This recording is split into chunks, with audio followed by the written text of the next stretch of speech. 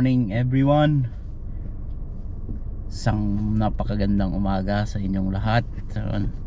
So anyway, ngayong umaga ay ako ay nandito sa isang parking lot. So malapit sa workplace ko. So maaga pa. Hintay ko lang na mag 8 o'clock kasi 8 yung pasok ko. Yung asawa ko wala ngayon, hindi ko kasama, ko lang muna. And then yung anak ko hinatid ko sa school. Yun, so ngayong umaga, bago ang topic ko ngayon is yung ano nga ba yung, kasi dito sa Canada, patuling ko lang, maraming immigrant. Yan, iba't ibang profession. May low skilled, may high skilled. Yeah, may skilled, may highly skilled. Yun, iba't ibang profession yun. Let's say example sa high skilled, yung mga doctors, lawyers, engineers. Yung mga skilled naman, let's say technicians, yung mga ganyan, managers, supervisors. Yung mga low skilled, let's say sa agriculture, mga farm workers, yeah, yung mga food service attendant, yeah, yun.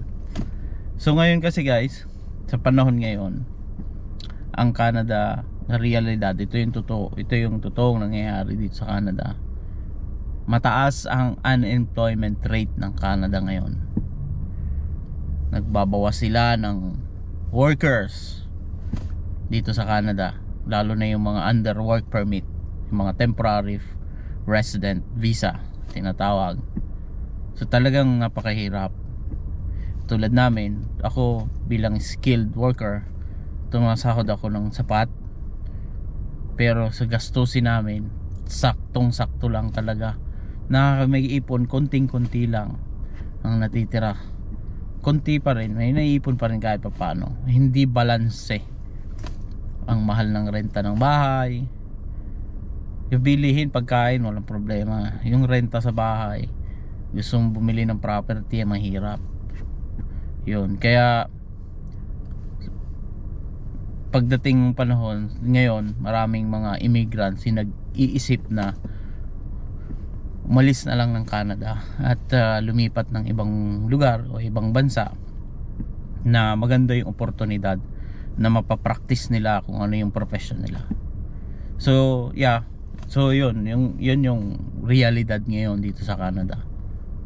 Ang daming Pilipino na, let's say example, Pilipino, marami nang napauwi. May mga kakilala ko dito na wala ng status, nakakuha ng trabaho yung asawa, pero nandito yung pamilya na under ano lang, let's say tourist, parang ganun.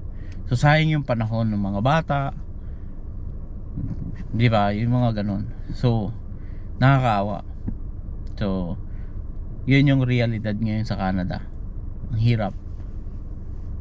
So ngayong umaga guys, gusto kong i-share sa inyo ano nga ba yung based sa aking nababasa at napapanood sa YouTube, sa social media.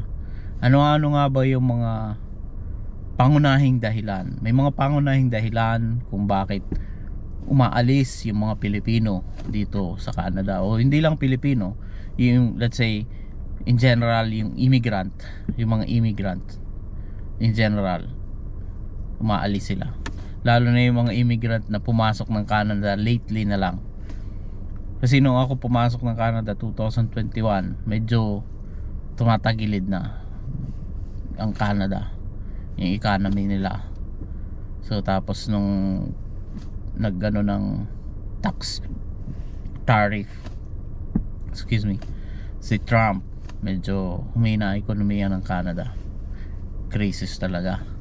So yeah, ano nga ba yung, balik tayo dun sa topic na gusto kong i-share sa inyo. Ano nga ba yung mga pangunahing dahilan? So may mga iba't ibang pangunahing dahilan kung bakit umaalis, pinili na lang na iwan ng mga highly skilled o mga skilled or yung ibang immigrant dito sa Canada, na iwan nila ang Canada, lumipat na lang sa ibang lugar. So unang-una dyan guys, yung merong sa akin meron akong nakita na 5 pangunahing dahilan. This is the main reason. Okay, so number 1 is yung gastos sa pamumuhay o yung cost of living tinatawag yan. Matinding gastos at pabahay yan. So alam naman natin ang Canada is mataas ang cost of living, and then kung iba-base mo yung sahod, hindi siya nababalance nga, and then tumaas ang renta ng bahay. Actually kami basement, hindi yun apartment nirerenta namin, 1,700. So magkano rin yun kung i-convert mo? Kami nung nasa Japan, magkano lang binabayaran namin sa bahay? 2 bedrooms apartment, apartment, $500 lang. 300, meron pa nga $300 eh. Ganun ka. Hindi naman ako nagko-compare, pero yun talaga yung isa sa mga pangunahing dahilan dito sa Canada. Hindi makaipon kasi nga napupunta lahat dun sa, hindi naman lahat, let's say 30% or 25% ng sinasahod mo mapupunta doon sa bayad sa bahay. Mataas ang cost, mataas ang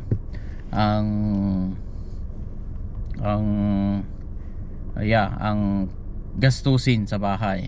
Pagkain, ganun din. Matataas na rin ang bilihin. Yun. So, pangalawang pangunahing dahilan o second main reason kung bakit umaalis yung immigrant dito sa Canada is yung issue sa trabaho. Pagdating sa trabaho. So, or yung underemployment. Yun. Sa Canada, maraming highly skilled na mga immigrant, hindi lang Pilipino. Let's say, yung mga highly skilled is example, sabi ko nga, yung mga doctors, lawyers, lawyers, and then mga accountants, engineers, dentists, yung mga highly skilled, underemployed sila. So nag-invite ang Canada ng mga highly skilled from different countries. Pumunta kayo ng Canada. So yung mga doctors, give up nila yung profession nila o yung kanilang profession sa Pilipinas para i-practice dito kung sakali. So pagdating dito, ang trabaho nila hindi naman naayon doon sa kanilang profession. Hindi nila napapractice yung profession nila.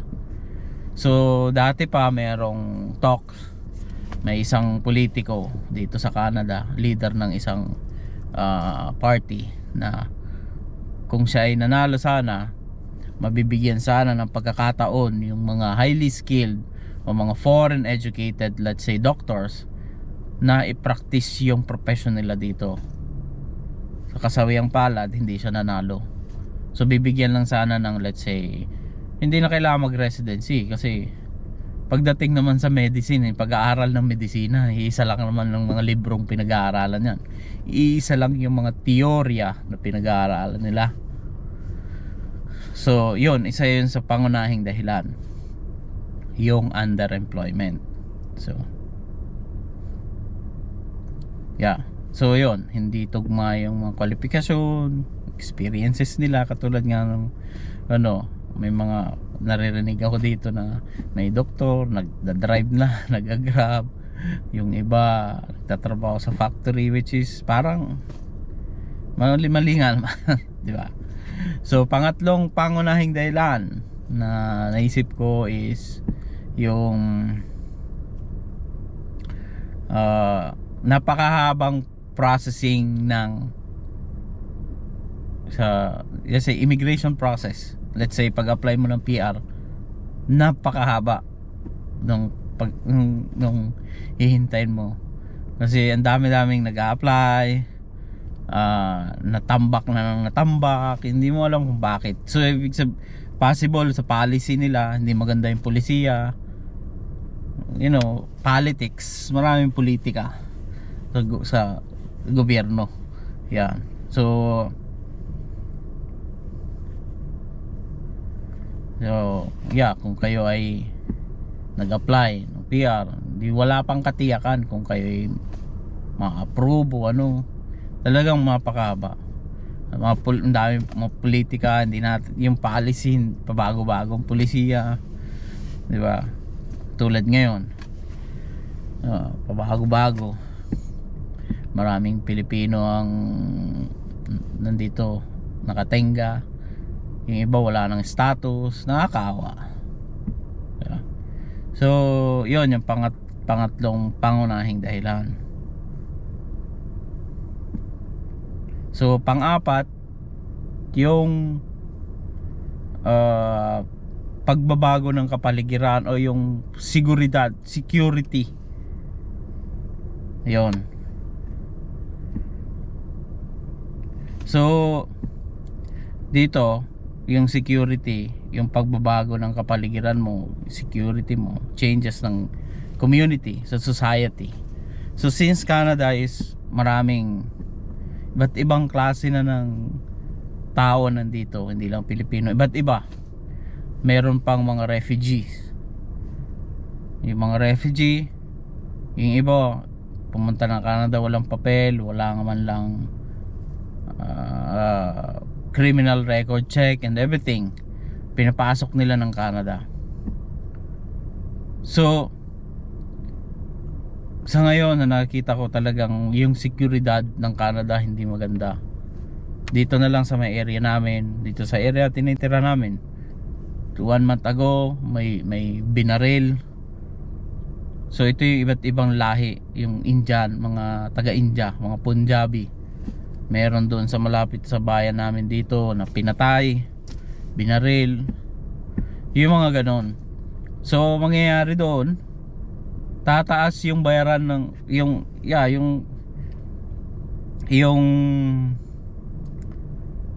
mas tataas yung gastos mo sa insurance, syempre. Kasi gusto mong i-secure yung sarili mo, yung pamilya mo. Yung mga insurance company sasamantalahin nila, nag-iiba yung security mo, seguridad o yung komunidad mo. So kailangan baguhin din natin yung let's say polisiya sa mga insurances, policies. Yeah. Dahil nga sa pabago-bago ng komunidad, tumataas ang krimen, so mga ganon. Tulad na lang nung kailan lang, nung 2 days kahapon o 2 days ago, may isang puti na nag-amok, pinatay niya minasakir niya yung parents niya sa kapatid niya, dinamay pa niya yung teacher dun sa isang school, tapos may mga bata na pinatay. So kami, bilang sa magulang, natatakot ako sa seguridad ng anak ko. Kaya mas pinipili ko namin na hatid sundo yung anak ko sa school. Kasi hindi safe. Kahit yung sa school bus, hindi safe. Ayaw kong ipagkatiwala dun. Why? Hindi ko sinasabi na yung driver let's say yung bus driver nagdodroga o gumagamit pala ng drugs, or pwedeng i-hijack or pasukin yung school bus ng mga siraulo. May mga ganun thinking, mag-overthink ka ng mga ganun kasi nakakatakot. Yun nga, kailan lang minasakir part ng northern dito sa British Columbia, nakakatakot yun. So yun yung pakiramdam ko, parang kaya ngayon parang kami sa anak namin, isa lang yung anak namin, natatakot kami. Kaya lagi namin advice sa anak namin, kung maglalakad ka pa uwi, observe your environment, yung paligid mo, malayo pa lang titingnan mo sa likod, sa harap, sa gilid. Pag may kasi dito sa malapit sa amin, maraming homeless people dito, lalo na dun sa may school ng anak ko, may malapit na tambayan ng mga homeless doon. Di naman na active minsan yung mga ibang pulis. Dapat araw-araw mayroong pulis doon kabantay. from 7 or 6 to 5 o'clock ng hapon. Kape muna tayo guys. Yun. So panglimang, yun yung pang-apat na pangunahing dahilan. Panglimang pangunahing dahilan, main reason kung bakit umaalis yung ibang immigrant is that yung mga restriction pagdating immigration restriction sa immigration, yung mga pabago-bagong polisiya ng Canada, yun isa yun sa mga dahilan. Maraming Pilipino na workers dito na umaasa sila na mapepermanente, lalo na yung mga low skilled na kailangan ng Canada, yung mga nagtatrabaho sa farms.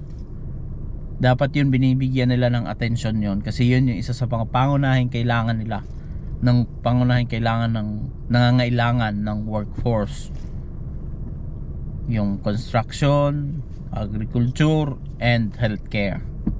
Yun ang pangunahing kailangan ng Canada ngayon. Yeah, so isa yon sa mga nagpapahirap sa mga temporary residents dito sa Canada, yung pabago-bagong policy. Nagkakaroon sila ng anxiety, sometimes depression. Ano ba ang mangyayari? Ano ba ang susunod na ilalabas ng policy ng immigration, ng IRCC para sa mga katulad nila na temporary resident? So mabuti na lang ako sa part ko, talagang na-timingan ko, and then I was so lucky na nung time na yon na talagang pinurso talaga na makapunta dito. And kasi merong isang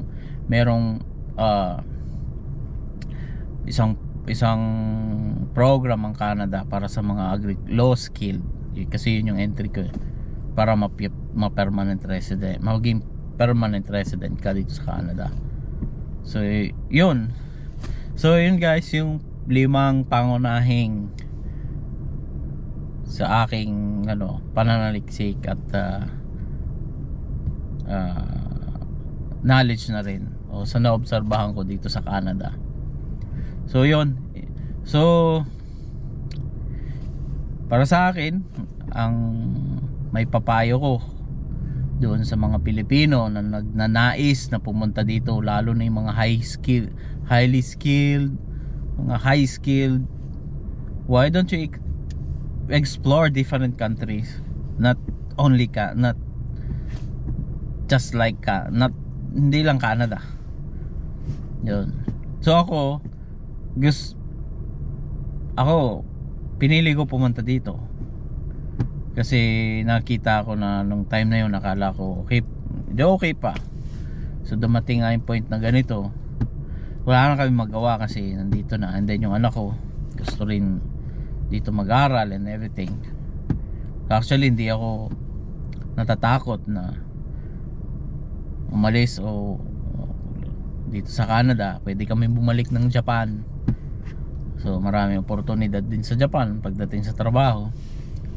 Although nakaka-stress nga lang, pero at least meron pa kami pwedeng balikan. Yun yung isa sa mga advice ko. Tayo ay nag-iisip pumunta dito, engineer, mga explore nyo na lang yung ibang lugar. Wag lang ang Canada. Hindi lang Canada pala, marami kayong option pwedeng puntahan. So kasi ngayon, sa totoo lang, ang realidad sa Canada ay talagang mataas ang unemployment rate ng Canada. So mahirap para sa inyo, lalo na kung low skill kayo. Yun.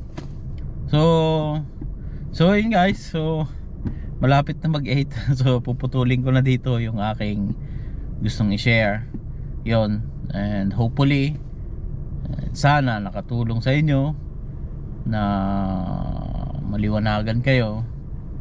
So sa sunod na vlog ko naman, ibang topic na naman. So gusto kong basta may topic ako na gustong i-share sa inyo next time. Kasi ito importanteng malaman ng mga lalo na kung kababayan natin mga Pilipino na nagnanais na pumunta dito. Yun. So hanggang dito na lang yung aking video. So sana po ay ako po ay nakikiusap sa inyo na suportahan niyo po yung aking YouTube channel, yung paki-share na lang po din ng aking mga videos. Kung gusto niyo mag-comment, free kayo mag-comment. Kung gusto niyo akong i-bash, walang problema yun. Hindi ko kayo papatulan kasi ako ay gusto ko ay good vibes lang. Para tayong Pilipino, so tao lang din tayo. Kung mayroon tayong pagkukulang o ano, ganoon talaga, no? May bash nyo ako, walang problema. Anyway, so yun lang. Pag-subscribe na lang po sa aking YouTube channel, and hanggang sa susunod na mga videos na i-share ko sa inyo.